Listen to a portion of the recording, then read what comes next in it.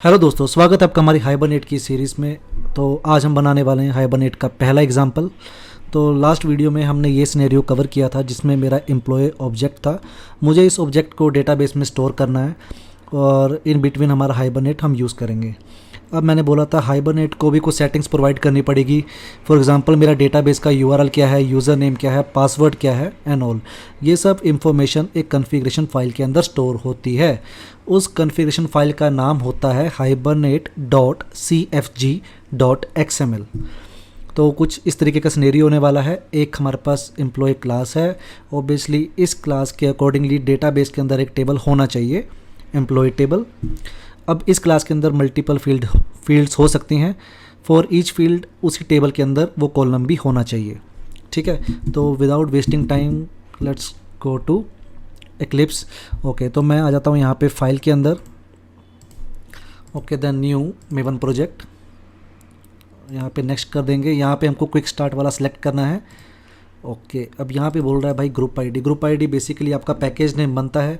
For the time being मैं इसका नाम रखने वाला हूँ com.opencoder बने ओपन कोड रख लेते हैं। Artifact ID let's say Hibernate example1 हमारा फर्स्ट एग्जांपल है। यहाँ पे कर देंगे नेक्स्ट पे क्लिक।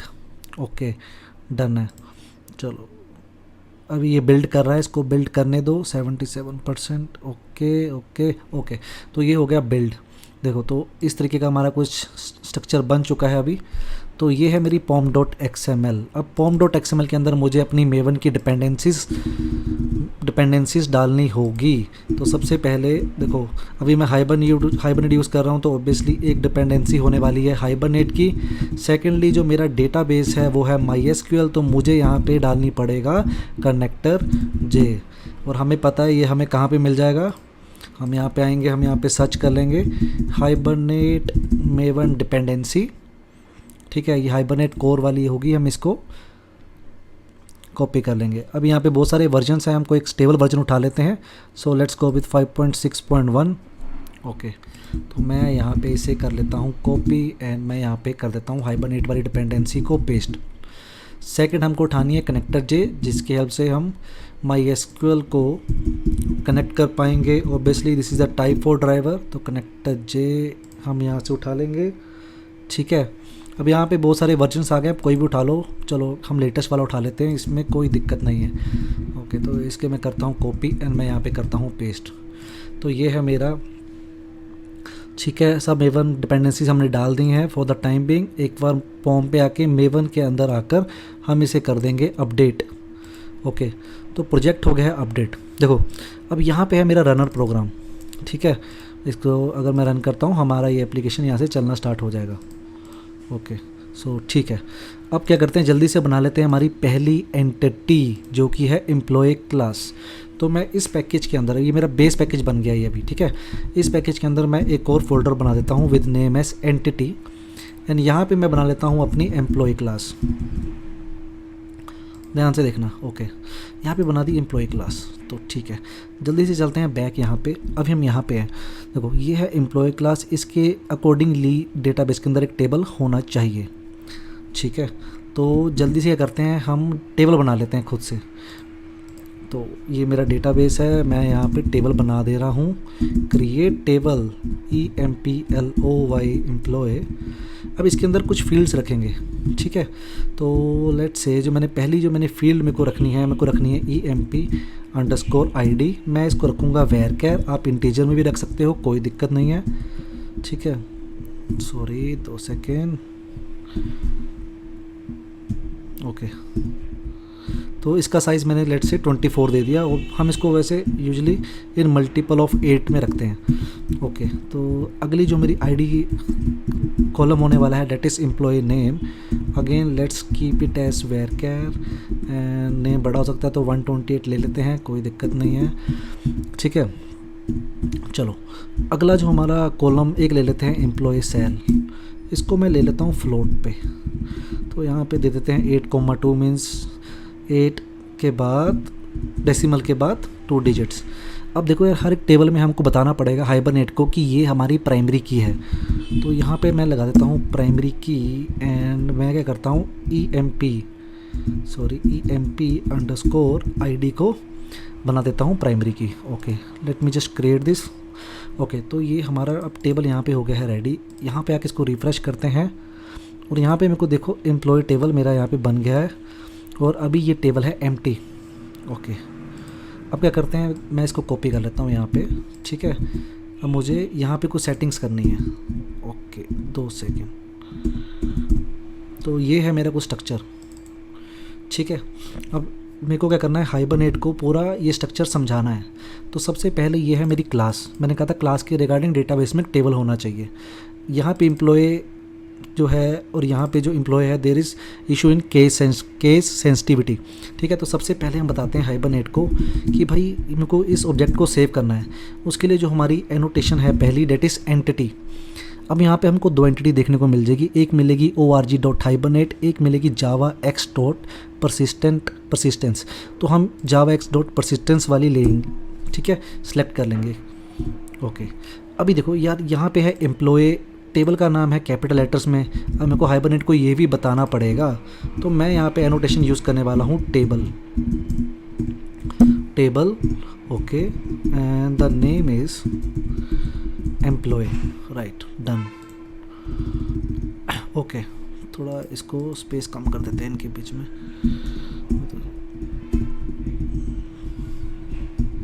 अब देखो यहाँ पे ले लेते हैं कुछ फील्ड्स। पहले मैंने फील्ड ले ली private string EID। Okay, then we have private string ename और एक और ले लेते हैं, हमारे पास है private float ecell। Okay, done है। अब देखो यार यहाँ पे ये है EID, कॉलम नेम है emp.eid। अब इनको भी मैप करना पड़ेगा। उसके लिए जो मैं एनोटेशन यूज़ करूँगा उस एनोटेशन का नाम है कॉलम।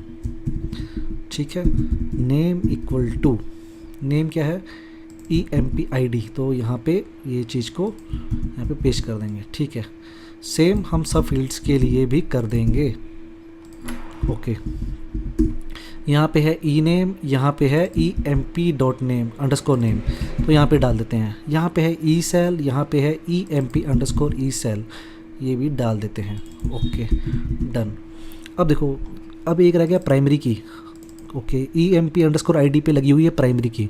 हमको हाइबरनेट को भी बताना है कि भाई दिस इज़ द कॉलम जिसके ऊपर हमने प्राइमरी की लगाई है। तो मैं EID के ऊपर आके लगा दूंगा ID annotation, obviously again from javax.persistence API। ठीक है, तो मैंने यहाँ पे ये लगा दिया। अब जितनी भी हमको सेटिंग थी हम वो कर चुके हैं।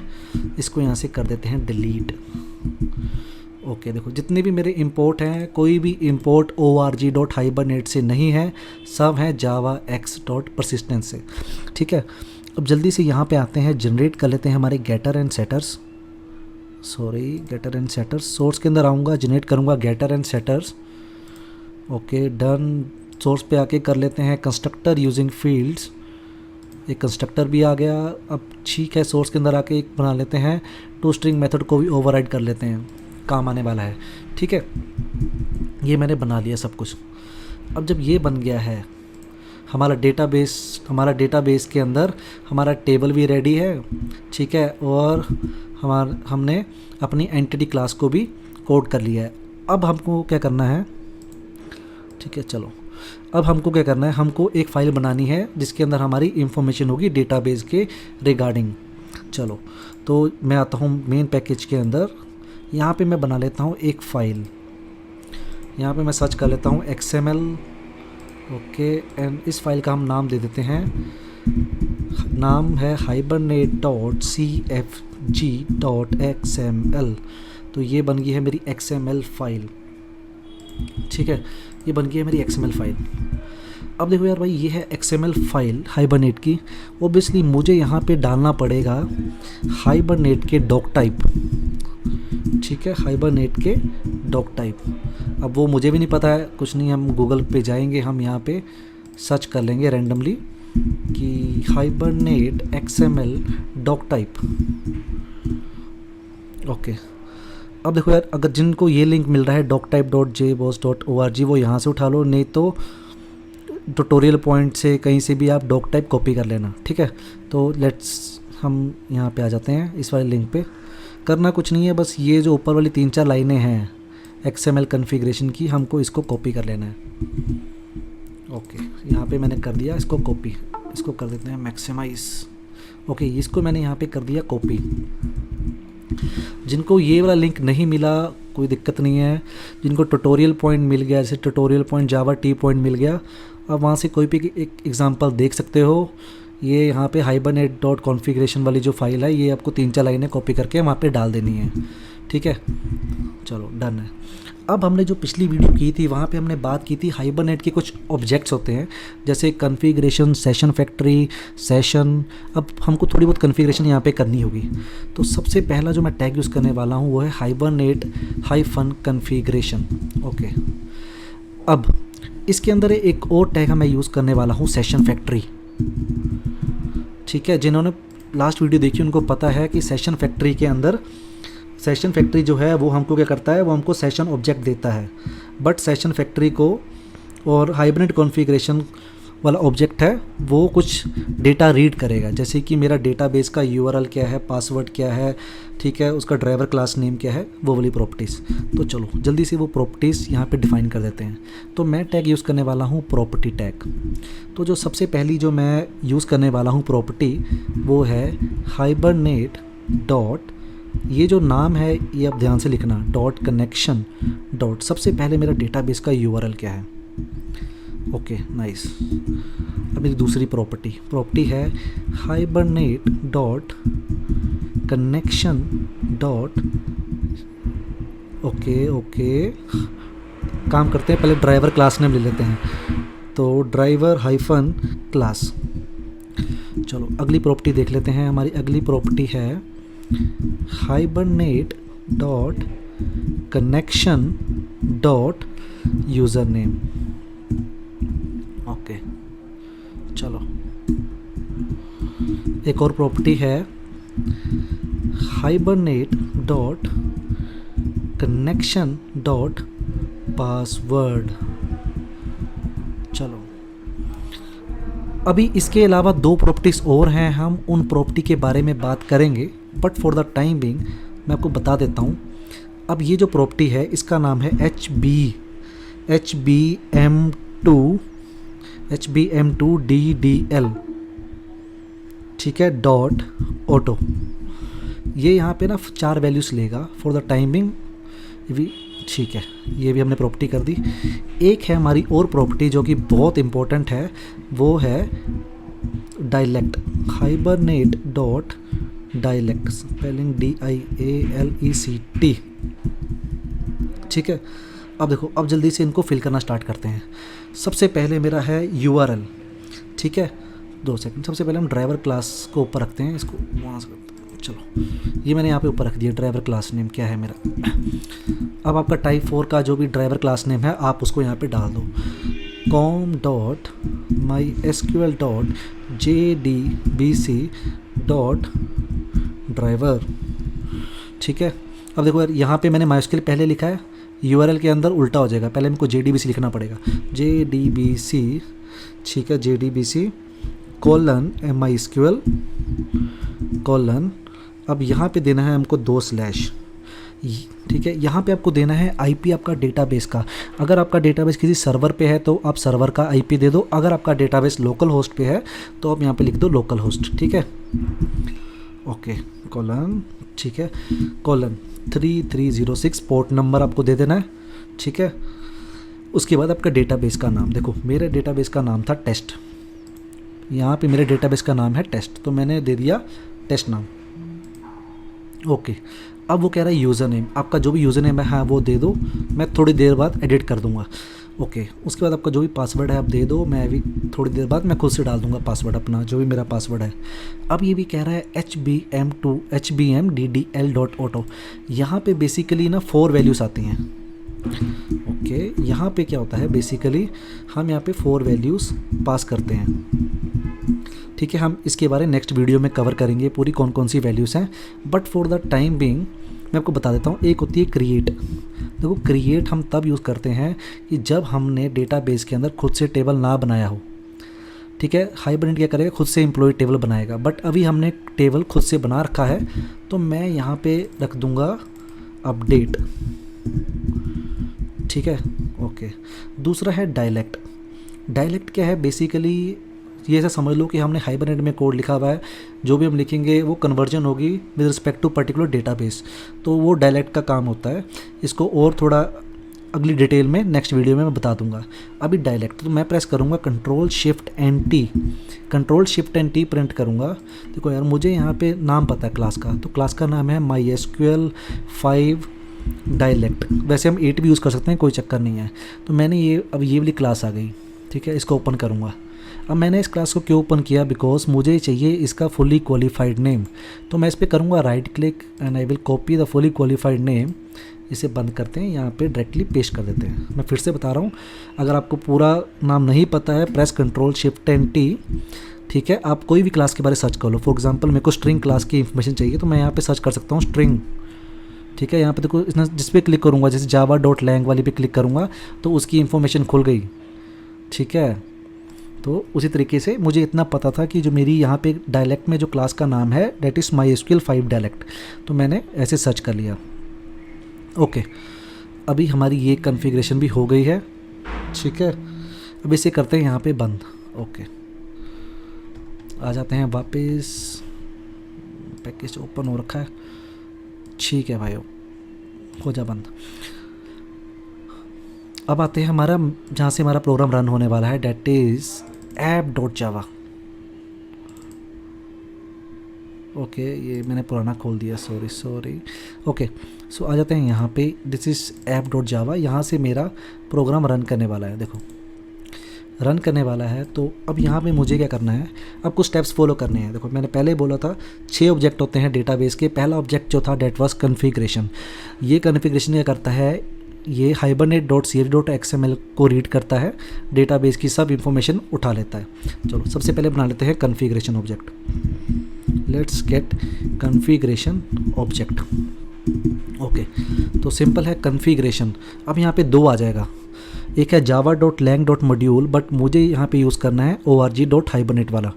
तो मैंने इसको यहाँ पे लिया, equal to new configuration dot configure dot. अब मुझे हाइबरनेट को बताना है कि मुझे कौन सी क्लास को सेव करना है, ठीक है। अभी जैसे मेरी क्लास कौन सी है, मेरी क्लास है employee.java। ओके, इसको कर देते हैं हम फिर से मैक्सिमाइज।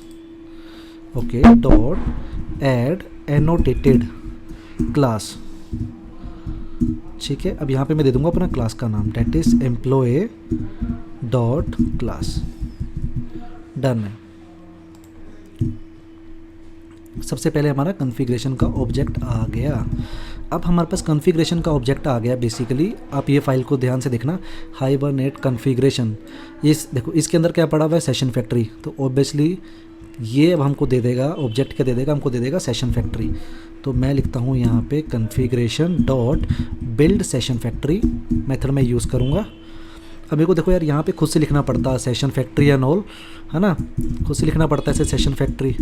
हम यहाँ पे शॉर्टकट भी यूज़ कर सकते हैं। देखो मैं करूँगा, मैं इस लाइन पे कहीं पे भी प्रेस करूँगा, आऊँगा और वहाँ पे मैं प्रेस कर दूँगा Ctrl+1।